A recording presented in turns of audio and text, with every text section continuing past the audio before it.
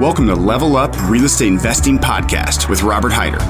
This is a no-fluff podcast where we dig deep into the journey of scaling your real estate investing and wholesaling business and discuss how to break into commercial real estate investing.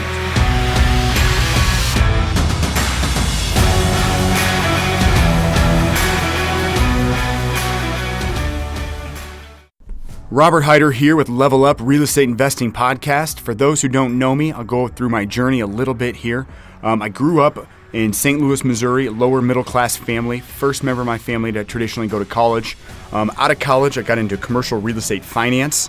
It worked out really well. I was one of the youngest vice presidents of commercial real estate lending in St. Louis at the age of 25. During my time, I underwrote over $1 billion in commercial real estate deals. And then transitioned into full-time entrepreneurial real estate investing in 2013. When I got into real estate investing personally, I focused more on real estate rehabs, did some rentals and wholesales as I was trying to learn the wholesaling game. I quickly realized that the wholesaling side of the business was more scalable, focused on that heavy, and over the 6 years had exponential growth. In 2019, we will have purchased over 200 houses for wholesale, as well as running a real estate brokerage that'll do 60 million plus in transactions. We started and have since sold a residential property management company. We made a big transition into commercial real estate deals. We own and manage over 110,000 square feet of commercial space, as well as 60 plus residential doors. And the reason I go through all this for you guys is to get into the mission of this podcast, the real reason that I'm here. This is for next level thinkers. We're gonna be talking about the newest ideas, the most innovative stuff. We're gonna be talking about the 1% and 2% difference, the it factor, the edge, the stuff that really makes some investors great while other investors fail. We're gonna be digging deep into work-life balance, mindset. We're gonna be having interviews with some of the top folks in the industry, both in the residential and commercial real estate investing sectors. As well as high-level finance guys, maybe even tech guys that have scaled big businesses. If you want to be the best investor that you can be, and you want to get opened up to folks that are doing huge things, how they think, how they make decisions, how they process data, you're in the right spot. All right, everyone. Welcome to Level Up Real Estate Investing Podcast. Very excited to be here with the St. Louis native, Joe McCall. How you doing, Joe? Doing awesome, Robert. You? I'm doing great. Man, I'm really stoked to have you on. You were a big proponent, whether you knew it or not, of me kind of getting this podcast up and going. Love it. Woo! I know when we sat down at Starbucks, a year or 2, 3 years ago, however long it was ago. I remember. Yeah. You were like, hey, you're doing something that's a little bit different than most folks. It'd be interesting. I think people would be interested to hear about it. So that kind of stuck with me, and then with a few other folks kind of in the wits too, just kind of pushing that point, it finally got around to breaking out and making it happen. So thank you very much for coming on. Well, I'm glad to be here, and I'm glad that you did take my advice, because you're doing a lot of things, and you're doing a lot of things well. You're one of the biggest investors in St. Louis, and so I'm glad that you're sharing your knowledge. You're willing to share. People don't realize how hard this is, actually, right? Like, agreed. Setting this stuff up, setting aside the time to do the podcast and to teach and to share what's working for you. And it's a big deal. It's a lot of work. And kudos to you, man. Congrats for taking that step and being willing to share this stuff. Absolutely. Yeah. I'm happy to be doing it. It's really, really interesting. It allows me to get around more folks like you that, I wouldn't otherwise be talking to, and digging into their past and digging into what worked and what didn't work. So it's been a very, very interesting thing for me. A very, very high amount of learning that I actually get as part of it. It's been really interesting. Good. So yeah. I love it. I'm glad to be here. I'm glad to be doing it. So thanks for the support. So a little bit about you. I've known you for a little bit, but not super, super well. So I understand in 2007, you started doing lease options, fumbled through it a little bit in the beginning. And then in 2009, you broke away from your full-time job, right? Yeah. Yeah. So I was a civil engineer by training. I went to Iowa State University, got a degree in civil engineering, started working on big power plants. And I always thought I wanted to be an engineer traveling around the world, building large projects. But I kind of got disillusioned because some of the companies, especially the bigger ones that were doing the biggest projects, were just kind of a number on a name badge, and you clock in and you clock out, and there was a lot of travel involved. I didn't realize how difficult that was. And so I started working in the year 2000 in an engineering company, and went to a couple other companies after that. Well, fast forward 2009, so 9 years later, working on some power plants in Illinois. And I jokingly say the middle of nowhere, Illinois. Mm-hmm. It doesn't matter if it's Missouri or Illinois. When you're out in the country, like, you're in the middle of nowhere, right? Like, Right. and that's where all of the power plants are. So I just got tired of, because being out there, I had to stay in hotels, and so there weren't any good restaurants. So I really wanted to start doing real estate full time, and I'd gone through for about 3 years. I was what I call a professional student. Like, I had bought all the courses, signed up for all of the coaching, and went to all the workshops and the boot camps, and was really spending a lot of money on education. Mm-hmm. And I was starting to do deals here and there, but I was doing them all wrong, and started buying a lot of properties with bank loans, started doing subject twos where I'd taken over existing mortgages, started doing owner financing, buying properties, getting the deed, and then selling them on lease options. Mm-hmm. And the market crashed. I almost lost everything.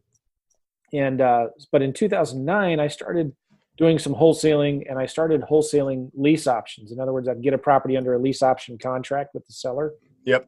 And instead of selling that contract to an investor, I would sell that contract to a tenant buyer who would live in the house. And so in 2009, I started making more money doing that part-time than I was in my full-time job. And that's when I quit my job and started doing real estate full-time in 2009, which was, if you remember, was a crazy time in the market. A lot of people were losing their jobs. The economy was in a really tough spot, but it was a great time to do deals. Oh yeah, absolutely. Actually, 2009 was really the time that I got started as well. Oh yeah. Yeah, I was interested in real estate forever and was trying to get in, and it was really hard to break in 05 and 06, and then 07 it started kind of going down.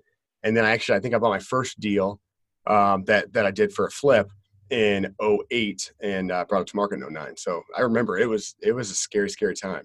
Well, if we haven't had a recession now in how many years? 11 now, or 12. 11, 10, coming on 10 to 12 years. We're definitely due for another one sometime soon. I mean, I don't know. Nobody knows, but like, I'm looking forward to the next downturn in the economy, sort of, because that's where the deals are going to come again. And you can still do deals today, for sure, right? Like, you can definitely do deals today. It's just easier when all the investors are leaving, and your competition is drying up, and it's easier.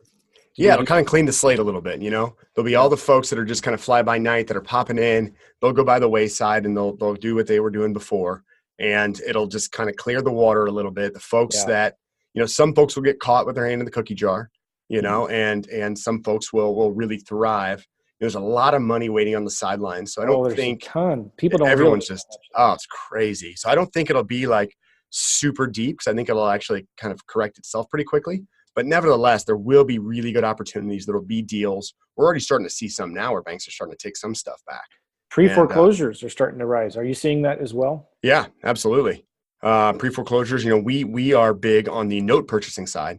So more on the commercial side, but some on the residential. So we'll buy the notes kind of pre-foreclosure and then run the process, because we don't have the same kind of stringent criteria that banks do. So we have a few more options and can kind of run it through a little bit differently.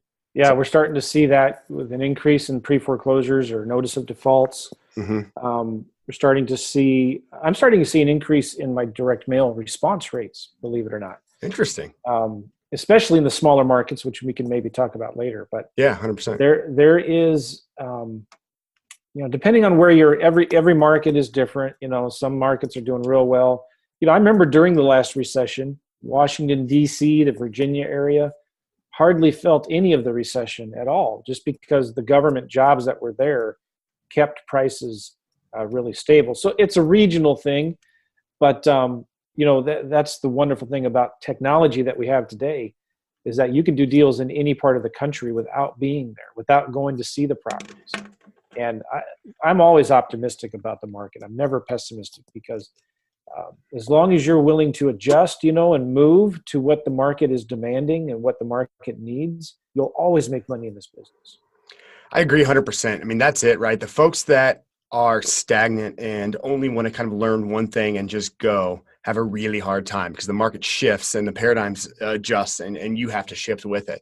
The folks that are opportunistic and are looking for that will do better because they'll be ready to adjust and they'll find the opportunities in the new market and pounce on them sooner. Yeah, there's a great book, Who Moved My Cheese. Mm-hmm. Everybody should read that. And I read that way back in like 2000. Oh, yeah? And ever since then, that was 20 years ago I read that book. But ever since then, I've always been thinking about that. Mike McCall, who wrote The Pumpkin Plan and Profit First, he wrote another really good book called The Surge. You should check that out. But it's about just always looking to see what the trends are. And in real estate, all you need to do is follow the money, right? Who are our customers? They're not the sellers. They're not the banks. Our customers are the buyers, the ones with the money. Well, the banks have the money, but who are the ones buying the properties? Yeah, the ones spending the money. Yeah, the commercial or residential, it doesn't matter. Who are the buyers and what do they want? And so no matter what market condition that we're in, or if it's going up or down or sideways, who are the ones that are buying properties, that are giving their money to buy, and what do they want? Where are they buying it at? I remember when the market crashed before, because I got started in 2006 and 2007 kind of studying it, and that's when everything was screaming hot. And then watching it kind of crest and then fall, the wholesalers that I saw that were doing well as the market was free falling were the guys that were in the hot markets like Phoenix and Miami, but couldn't wholesale anymore in those markets, right? So they started doing deals virtually in other markets where you could still get cash flow. And back then you could cash flow in Oklahoma and Texas, in the Midwest. And so you might not have been able to wholesale deals anymore in Phoenix or Miami because values were just plummeting, but there were other markets. And so the guys that succeeded were the ones that were saying, all right, what are buyers buying today and where, and who are those buyers? What kind of assets are they buying? What prices are they buying them for? And then going and targeting what they're looking for. So like I've always said, it's always easier to shop for what buyers want than to sell them what you have. Sure. You got to be careful. You got to be nimble as the market shifts to make sure that you're supplying the demand that the buyers with the money have. Does that make sense? Yeah, that's a huge point. So I'm going to reiterate that. So it's always more important to shop for what the buyers want, not what you have to sell them. Yes. That's the takeaway. I mean, that should be like the cover of a book. I mean, that's, that's the exact concept, I learned it from Kent Clothier, who you know, right? He wrote the book called Reverse Wholesaling. And it was in 2012, 2013, we started seeing a lot of money coming back into St. Louis, looking for single family cash flow deals. And I remember I was talking to Kent Clothier on the phone. Yeah. And he said, have you read my book? And I said, nah. And he said, well, you should. And so he started teaching me like wholesaling 101. And I felt like a little kid. And he was like, this is how it works. And I kind of knew it, but it didn't dawn on me 100% until he said, it's easier to shop for what buyers want than to sell them what you have. I started thinking, so what do the buyers want? And I started looking, and I could see through public records who the investors were, what they were buying them for, where they were buying the properties, And so I started reverse engineering it, figuring out who those buyers were. And then I also started looking at, who are the buyers that are buying in Indianapolis or in Dallas, Texas, or Memphis, Tennessee? And I started sending them marketing saying, hey, you should check out St. Louis. And so we went from just really kind of struggling almost, even back then when it was easy. Okay? We were sending out way too much seller marketing and was having a hard time managing the leads. We instead started marketing for buyers. And we found the buyers, and all of a sudden we became a hedge fund, kind of like, as it were, and all of a sudden we became the guys with millions of dollars burning a hole in our pockets, looking for a place to spend it. So then what happened was other people started bringing us their deals. We became the buyers. Other people started bringing us their deals. We didn't have to do any seller marketing anymore. And so anyway, that kind of flipped the switch for me. And that works in any market. If it's hot or going up or down or sideways, it works in any market. Find out what the buyers want and give it to them. Simple. Right. Absolutely. So how do they apply that same skill set? If they're not doing it now, how do they apply it going into a shifting market? Where values might be falling and there's a little bit more uncertainty.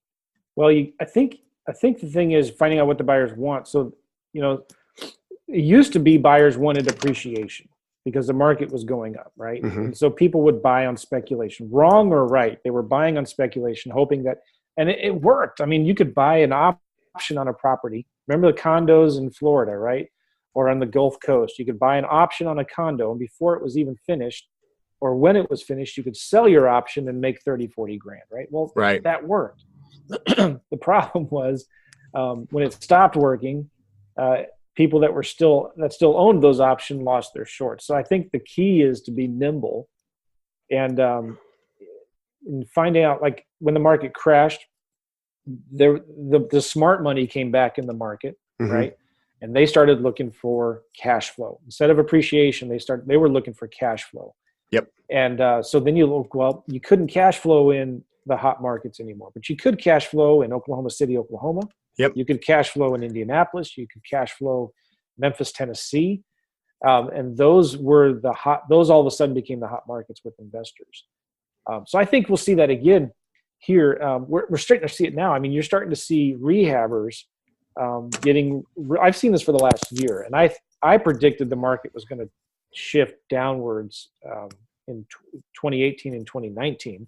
So we're still going up, we'll see what happens. But yeah, the great thing about, I'm kind of going into rabbit trails here, but the great thing about the real estate market, it's not like the stock market, which can change on a dime, right? Mm-hmm. Real estate is much slower. So you can spot the trends and have a lot more advanced warning. But so the key though is understanding what the buyers want and where they're buying it. And not being, if you're stuck with too much debt and too much leverage without multiple exit strategies, mm-hmm. without a contingency plan, you can get in trouble when the market shifts. That's why I love in terms of single family homes, is why I love wholesaling so much, is because I don't own the property. I'm just controlling it. Nelson Rockefeller said the secret to success and wealth is to own nothing and control everything. So if you could find ways to control property and real estate without owning it, you're better able to shift when the market shifts with it. So staying in tune of the market, watching the trends, and following the demand is I think, the key to success and doing well in the market. 100%. I couldn't agree more with you. Are there any specific places that you're looking to get that data to kind of check those market trends and keep up with that information? Well, yeah, one of the best ways I think is I go to, my favorite news source is Google, news.google.com. And you can set different categories that it'll give you news stories on. And so one of my categories is real estate. And in there, I just saw a news article the other day from Motley Fool. You've heard of Fool.com or Motley Fool. Oh, yeah. They had the top 10 real estate markets to buy rentals in 2020. So what are the best markets in 2020 to buy rental real estate? And there's a top 10 list. And then you look down further, and there's another top 10, like 10 through 20 or 11 through 20, right? Right. And you look at those markets, and it's really interesting. Some of them I don't agree with, because if I were looking for a market to start wholesaling in, I probably would. One of their markets was Tampa, and one of them was Atlanta. Mm-hmm. Huge markets, but really super competitive. And maybe later I can send you a link to that article. You can look at it. Yeah. But 90% of the cities in there were like Amarillo, Texas, right? A small little community. Well, maybe not that small. 500,000 people or whatever. Sure. A lot of towns in Oklahoma, in Indiana, Ohio. Some of these areas where you have good, strong economies, median home prices that are affordable, and rents that are relatively high. Mm-hmm. Good local economies and things like that. So sure, employment sources, things, folks can pay the rent. Yeah. So follow the companies that are doing the research, right? And the other interesting thing about that, Motley Fool, it's a huge publication, millions and millions of followers. I'm thinking, you know what? who's reading that article? The dentists that play golf, every week together, are reading that article, and they're saying, "Hey, let's invest in some real estate," and or the doctors or the people that have managed pensions and money, they're reading those articles, thinking, "Hey, let's check out Amarillo, Texas, and let's see what's going on over there."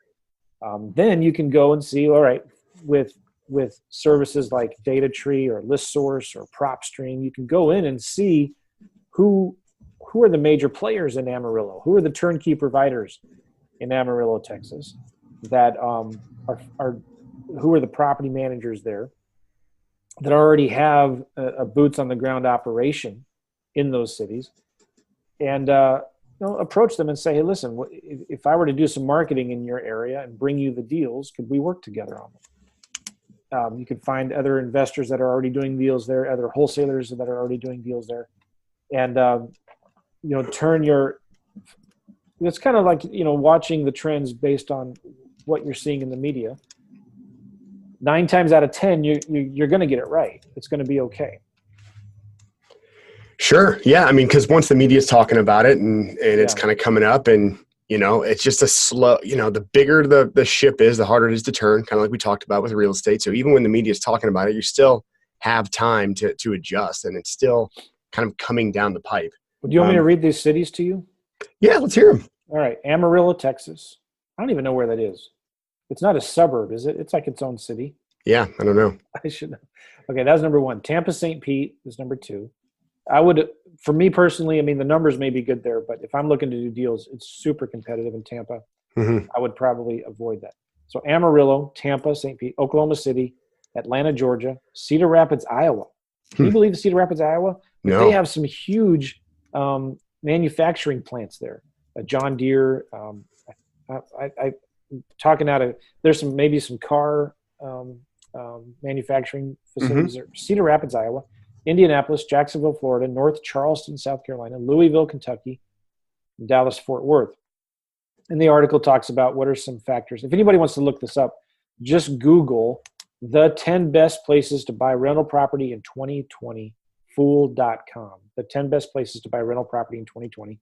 You can probably find the article. And then the next few cities that they were keeping an eye on but didn't make the top 10 list: Pittsburgh, Pennsylvania, St. Louis, Missouri, Lima, Ohio. Have you ever heard of Lima, Ohio? Cleveland, Birmingham, Alabama, Montgomery, Alabama. We're doing a lot of deals right now in Birmingham. Really? Alabama is a great market, yeah. Interesting. Montgomery, Alabama, Salisbury, Maryland, and Detroit, Michigan. And so they're looking at Detroit.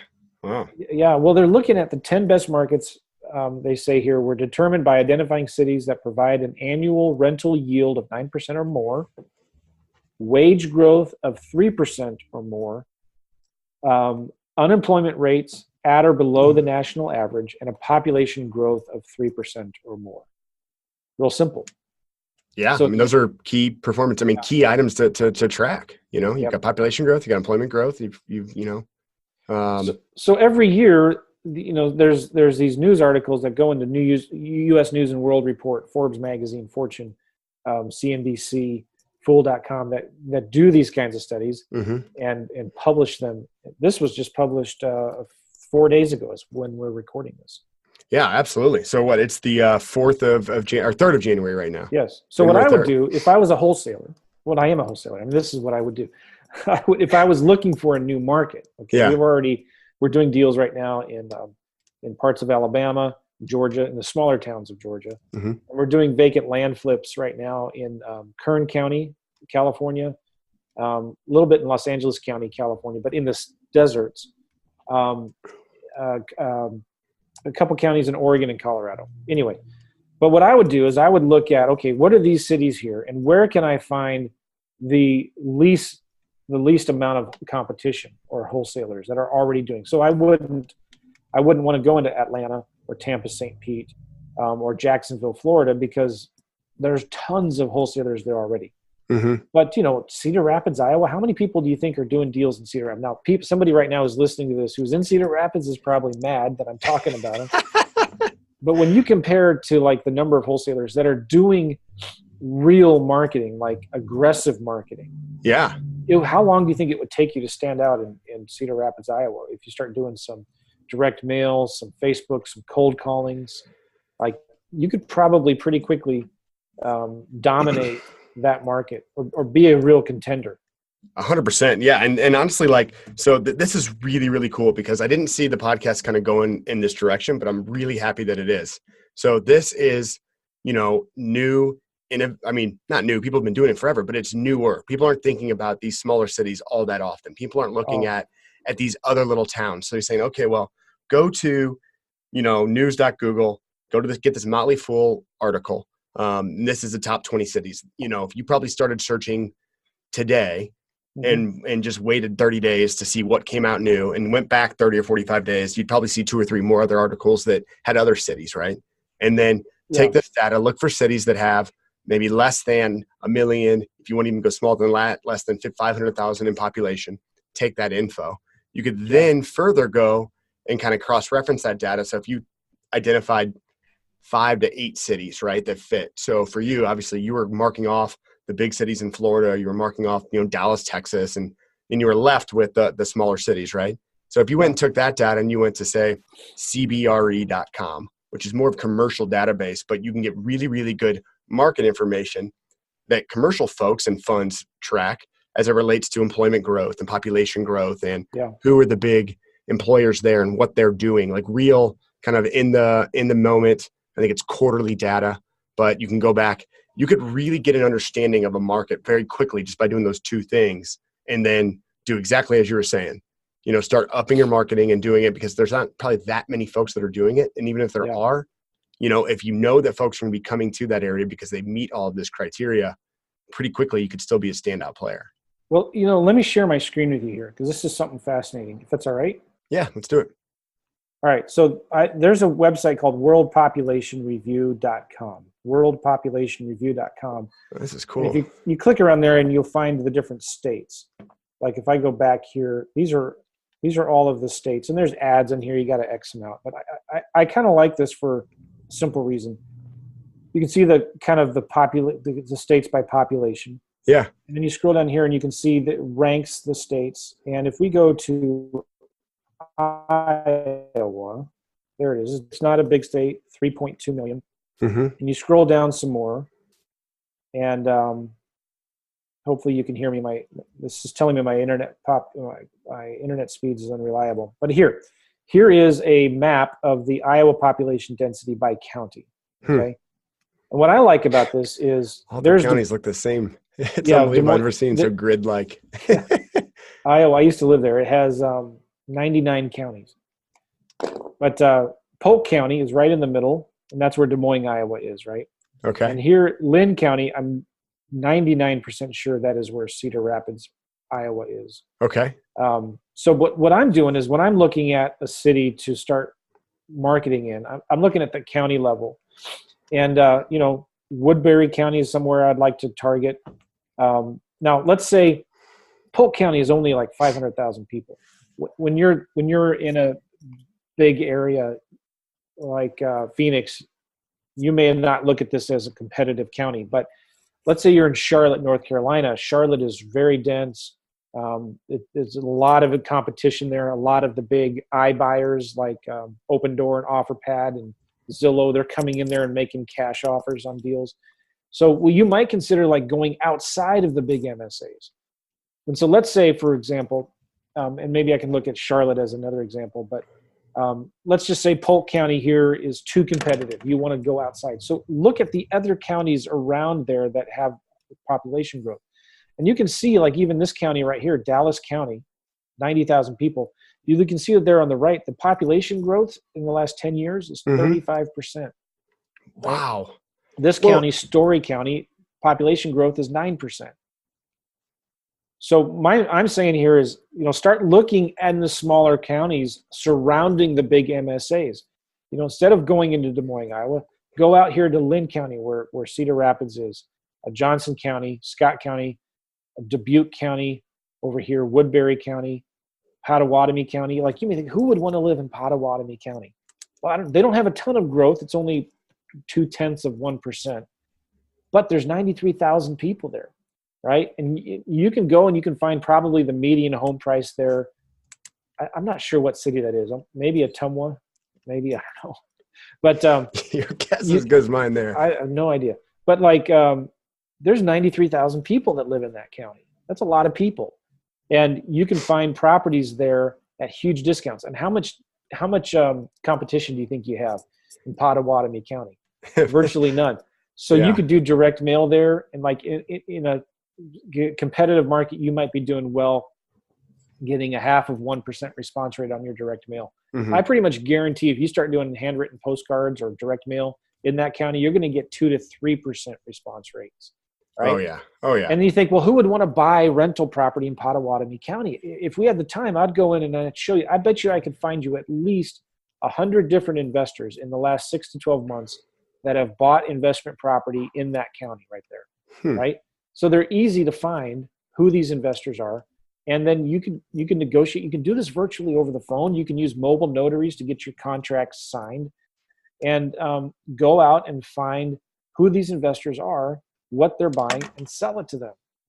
So anyway, there's so much opportunity there. And when you're looking at a county map like this, just start looking outside of the big MSAs in these lighter orange or orange type of counties, and start targeting investors there. Does that make sense? Yeah. So which county was it kind of right there in the middle of the state that had 35% growth? Just one over from that, right? Dallas County. Dallas County. What's their population there? 90,000? 90,000. Yeah, that seems like a good one to start. Holy hell. So I'm going to show you something else here. Let's go to listsource.com. Listsource, you get a free account there, but it costs money to download. And I'm going to log in to my Listsource account. Let's just look to see how many investors, what kind of investor activity has happened in the last year in Dallas County, Iowa. So if I go here to create your own list. Mm-hmm. This is huge, folks. All right, so I'm going to go to geography. Listsource is a website owned by CoreLogic, I believe. Yes, which is the big mother data provider of all of them. So they're the big cheese. All right, so I go to Iowa. Let's go to Dallas County. Just add Dallas County in there. There's 35,000 properties in Dallas County. So I'm going to go here to property. I want to go to, let's do property type. And let's do single family residences of 1 to 4 units. There's 15,000. And then let's go here to last market sale date. I can tell you don't do this often. I go to add. So this is the last 12 months. I did last 12 months. I brought it over. Let me zoom in a little bit. I brought it over. There's 787 transactions in the last year. Mm-hmm. I'm going to go to options. I'm going to do absentee owned. And I'm going to say no preference for corporate owned. So I don't care if it's an LLC that buys it. Mm-hmm. 89 transactions in the last 12 months in Dallas County. Okay. And if I can go in and I can pretend like I'm going to purchase a list here. And let me zoom out a little bit more. And if I go in here to remove duplicates, there's 82 different investors that bought an investment single family residence of 1 to 4 units in that county in the last year. 82 different ones, right? Mm-hmm. And so if I wanted to, I could buy this list. It's $2. I would have paid $2.50 because I got a special deal with Listsource. But you could find out who those people are, right? What they bought, what price they paid for it. And you can get their address. So you could send them, you could skip trace them, you could cold call them, you could send them a letter, and you can go in and start finding deals here. Now, Dallas County, right? There's 90,000. One thing I'm going to do back here, let's do one more thing here. Zoom back out a little bit. Let me go back to, here we go, refine search. I'm going to see how many people own properties there that have a lot of equity. And so I'm just going to start a new one here. Create your own. I'm going to go to county. Let's go to Iowa, Dallas County, right? Dallas. This is a county due west of Des Moines, Polk County. And so then I'm going to go here to property, and I'm going to go to equity. I'm going to say unknown. Let's do 50 to 100% equity and unknown. So that's people that have 50% equity or more. I'm going to go to length of residence. I'm going to say 10 plus years and unknown. So this is a property that has a lot of deferred maintenance. They've owned these properties for over 10 years. And let's go to property type. And I only want, let's just say, single families. Okay. So in that one county alone, there are 4,900 properties that have been owned over 10 years that have at least 50% equity in them. And if I wanted to, I could even go to demographics, and I could say age. And I could say, all right, show me all of the ones that are owned by somebody over the age of 55. So this could be somebody that is, they're elderly. They may be looking to downsize or move out of that property. And so if I wanted to, I could buy. This is a great list to mail to, right? Yeah. So I mean, it's like 8% of the homes in that area, right? So it's like a total of like 35,000 homes, right? Isn't that what we defined? I forget. Yeah. I forget. Long story short is that's fantastic. So like 8% of the homes or the properties that are in that market are owned by folks that are of retirement age that have 50% or greater equity in single family homes. And they've owned it for 10 or greater years. Now, of any pool of homeowners that are more likely to sell, usually they're absentee owners, right? Mm-hmm. So if I just say only give me absentee owners, well, there's only 9, so I might have done something wrong there. But just do no preference. If I wanted to do deals in Dallas County, and this is just one county, right? Like I would, if I wanted to target Iowa, I'd go after all of these orange counties and Polk County probably, right? Mm-hmm. But I would start sending letters to people who own properties over 10 years that have at least 50% equity. Oh, I know what the problem was my age. I did the age. So let me remove the age, because we don't discriminate against age, right?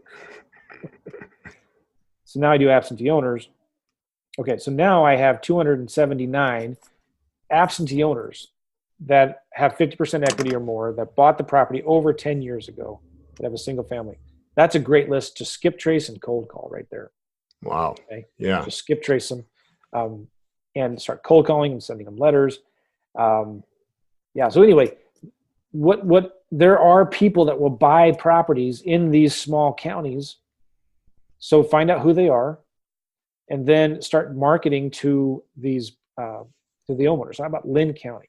If I go here real quick, I hope I'm not boring anybody. No, I think this is huge. I think people are going to love this. Go to Lynn County. Let me remove Dallas County. So here we go. We have 2,564 absentee owners, in-state and out-of-state, absentee owners that have owned their properties over 10 years that have at least 50% equity in Lynn County. This is another great list, again, to start cold calling. How many people do you think are cold calling homeowners right now in Cedar Rapids, Iowa, or absentee owners looking for deals? Like in Phoenix, you have investors there that have teams of 30 to 40 cold callers every day calling probably thousands of phone numbers in Phoenix, right? Oh, yeah. But like in Cedar Rapids, Iowa, nobody is cold calling really. But here's 2,500 that you can start cold calling, saying, hey, do you want to sell your property? And you could also go then and just say, let's do only owner occupants. There's 18,000 owner occupants with 50% equity or more that have owned it over 10 years. And if you wanted to go into demographics, you could say, all right, that are over the age of 55, 10,000. I mean, that's a great list to send direct mail to. Anyway, wow. Lots of opportunity in the small markets. Absolutely. And heck, they can start doing this right now. They can do it tomorrow, or, when the economy starts to shift and some of the hotter markets start to see a greater decline. We're already hearing from folks in California and along the West Coast that have been seeing it for a little bit, and then it ticked back up with some of the rate changes and whatnot. But, these are other markets you can kind of dip into, and it's never been easier to go to other markets and kind of do virtual wholesaling. Just follow totally the steps that you have. And I mean, you can go about it a bunch of different ways. I mean, you could track it not just by all the details that you went into, but you could find buyers that are in your market that might also be interested in buying there, and then figure out their criteria and then go and do the same thing you were doing. Here's another really important thing you got to think about. Like you may be thinking, well, how am I going to get these contracts signed? How am I going to get pictures? Who's going to inspect the property? How am I going to coordinate showing the property? If you don't want to worry about any of that, find somebody who's already wholesaling in that market. Okay. So you could go to Bigger Pockets. You could go to 5 different Facebook groups that have, tens of thousands of members in them, and do a search for previous forum posts, previous Facebook posts or questions with the words Cedar Rapids in them, or Des Moines or Iowa, and see who are the players there. Who are the ones that have, posted there before saying, hey, is anybody looking for deals in Cedar Rapids, Iowa? Or anybody that's asking questions. Does anybody know of a title company in Iowa that I could use to wholesale deals? Mm-hmm. So find who are the people that are actively doing deals already in those markets, contact them and say, hey, listen, what if I did the marketing, I pre-screened the leads, and I gave them to you? Would you want to partner with me on these deals? And that's a whole nother discussion we could talk about, but that's how I do most of my virtual deals, is I find people that are already doing deals there that, they just, maybe they're not the ones that want to do the marketing and pre-screen hundreds of leads and keep track of all that. They just want to be in their truck, driving around, meeting with sellers, negotiating deals at the kitchen table, getting them under contract. Yeah. So I find those guys and I say, hey, listen, what if I did the marketing, pre-screened the leads, handled all that mess, and just gave you pre-screened leads, and we partnered on them and did 50-50. That way, then they can worry about, getting the pictures and getting the inspections and getting it under contract and the title companies and all of that stuff. Partner with people that are already doing that. Does that make sense? Oh yeah. That's incredible. So you're doing that actively right now in these markets. That's huge. We're closing all of our deals over the phone. We're negotiating these over the phone. And we're doing a ton of follow-up. Probably 90-95% of our deals come from follow-up. Sure. So that's the key to make all of this work. They don't know you. You're going to have to follow up with them to make sure that they're going to say no now, but no means not yet. Mm-hmm. And they're going to, so we got to do a lot of follow-up, but we're closing most of our deals over the phone, negotiating them, using mobile notaries to get the contracts signed, mm-hmm. Or digital signatures. So digital signatures, you're finding the title companies based on the folks in these groups that are already doing deals in those markets. The ones that I guess you're not using mobile notaries are the ones you're partnering with folks in those markets that you can get some boots on the ground. Yeah. They're getting the photos. They're doing all of that. Have you run into any trust issues or any issues where folks, are unscrupulous or aren't doing what they say they're going to do? Oh yeah. So you got to make sure that they have a good reputation. Number one. Number two, you've got to make sure that they understand everything is full transparency. So it needs to be done. All of the lead management has to be done in my CRM. Mm-hmm. So I need to know in my CRM, all of the notes need to be kept in there. The contracts need to be kept in there. The A to B contract with the sellers, the B to C contract with the buyers. I need to know all of those details inside of my CRM. Mm-hmm. And so I would recommend having an assistant manage those details, because your assistant can track the leads that are going out, and you can tell if a lead's not being updated in your CRM, what's going on. Oh yeah. But it's a thing of where you got to think about it like I'm the goose laying the golden eggs, right? Like I'm the rainmaker bringing them leads. The last thing they want to do is go around me behind my back, because I will find out about it, and then I'll stop bringing them leads, right? Sure. Yeah. And so a lot of these wholesalers too, they have good reputations that they care about, right? I mean, they don't want to be known as the guy in their market that is stealing deals. And in St. Louis, who the bad apples are, right? Oh yeah. And would you ever do business with them? Because it's a small community. Word gets around really quick. If you screw somebody over, you're going to have a bad reputation, and it's going to hurt you in your business. So from a wholesaler's perspective, who is my boots on the ground, it could happen, yes, and it does happen. But you got to stay in constant communication. There has to be open accountability, and you got to have somebody staying on top of it and managing it all. And that's, when I do this, I have an assistant that manages it, stays on top of it, makes sure everything is kept inside of the CRM. That's huge. Do you use a local assistant? Do you use a virtual assistant for that, or how do you process that? When I was doing a lot of these, I had a local assistant in St. Louis that was doing it. Okay. And so she was really good. She was she was a realtor, is still a realtor. Okay. But so she had access to the MLS. She understood the real estate already. Mm-hmm. She just wanted a consistent, normal, steady paycheck, and that's why she wanted to work for me. Sure. Makes sense. Yeah. No, And we use I gave her a bonus as well. Now, for every deal we do. Now, we did have virtual assistants, but she would manage the virtual assistants for me. Oh, okay. Yeah. Yeah. No, that's terrific. Well, that's huge.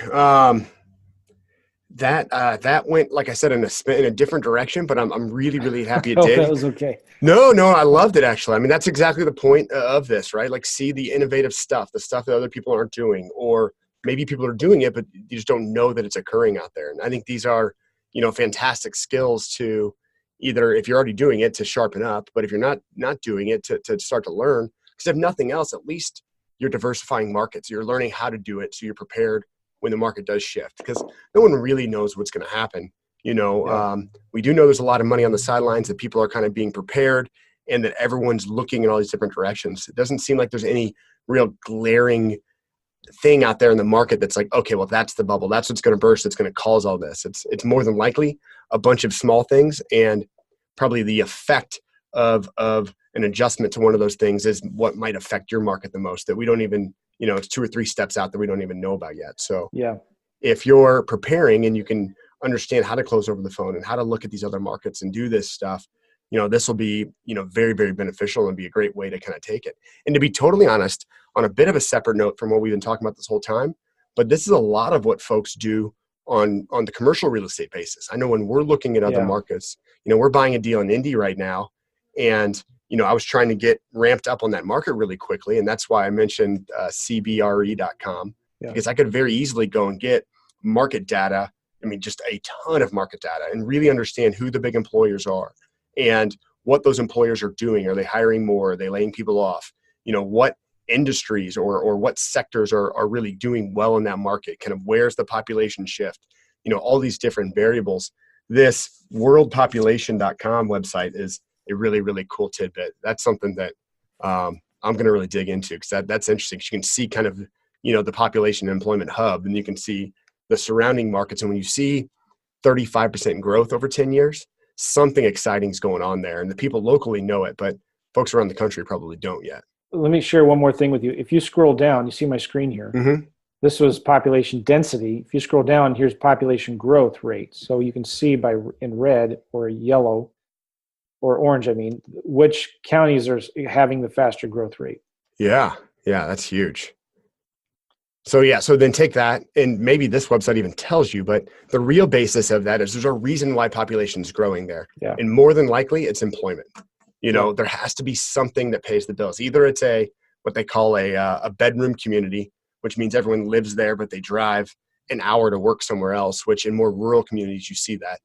Or the opposite of that would be there's actual employment growth in that market that's driving population growth, because people then can afford to rent or buy homes to build their families and live in. So that's right. So those are the big variables. Taking, kind of cross-reference that data, and then do the list source searches and start getting to work. And honestly, that's something that we've been digging into really, really deeply. So I'm glad you brought that up. Just in markets that are getting more competitive, or like in St. Louis, I'm sure there's a reason why you started looking at other markets besides the fact that it was just maybe easier, Yeah. Well, it's funny. When I was working in my job for a previous employer, this must have been in 2007. Mm-hmm. I was working out in Columbia, which is right in the middle of the state, right? Yep. And we were was the main electrical contractor there. I was working for a general contractor. I wish I remember his name.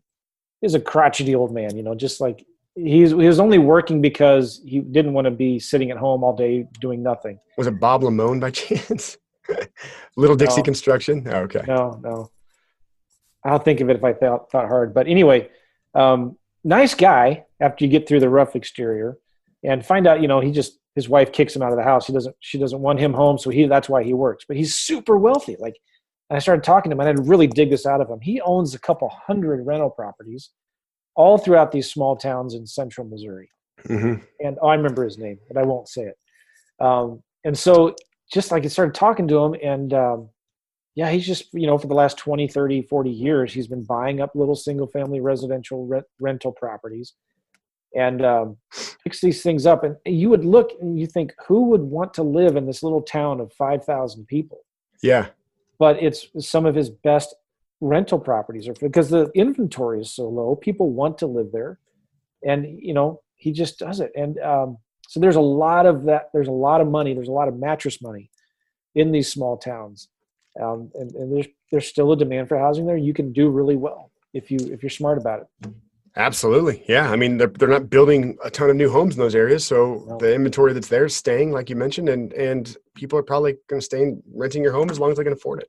Yeah. Or, if you're worried about being a landlord, do owner financing, right? Mm-hmm. Sell it, be the bank instead of the landlord. Right. Let them maintain it.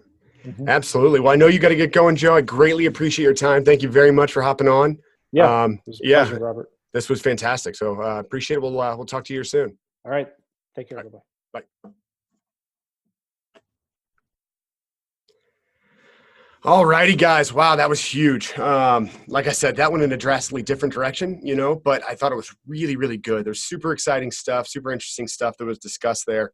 Getting in and doing more virtual wholesaling is a big variable that we've been kind of discussing and digging into. A lot of folks around the country have been doing it with success. And I think Joe just kind of gave us a master's course on exactly how he does it step by step by step. So I'm glad we have that. I'm glad we have the video, all that content. So, check us out on YouTube. That's where all that, the direct video information will be, kind of showing you all the breakdowns that he was doing there. And we'll go from there. All right. Until next time, thanks for tuning in to Level Up Real Estate Investing Podcast. We'll talk to you soon. Hey guys, as always, this episode of the podcast is sponsored by Bottleneck Real Estate Virtual Assistants. These guys are fantastic. We've been using them for years in our business. They've really helped us scale. Hopefully you guys like them as much as we do. If you want to get in touch, it's bottleneckrealestate.com, bottleneckrealestate.com, and I think you will be very happy with them. If you got some good quality content out of that, if you think it would help anybody, please go to iTunes or SoundCloud or whoever you're listening to this on and subscribe to the podcast. Also, please give us a 5-star rating. It really helps get us out there. If you do subscribe and give us a 5-star rating, take a screenshot of it, email it over to info@robertheider.com, robertheyder.com, and register for you guys to win a free one-on-one coaching session with myself or one of our guests. They were nice enough to give up some of their time, so thank you for that. Also, please follow us on social media, Robert_Heider at Instagram, Robert_Heider at Instagram. We'll drop some really quality content there. Also, I almost forgot, if you guys want a free commercial real estate guide and commercial real estate analysis tool, just go to the website, robertheider.com, fill out that brief little form, and we'll email that over to you. It's a really, really good tool just to be able to analyze deals quickly, understand kind of what's going on, see if it's actually a deal. All right, guys, thanks. Until next one.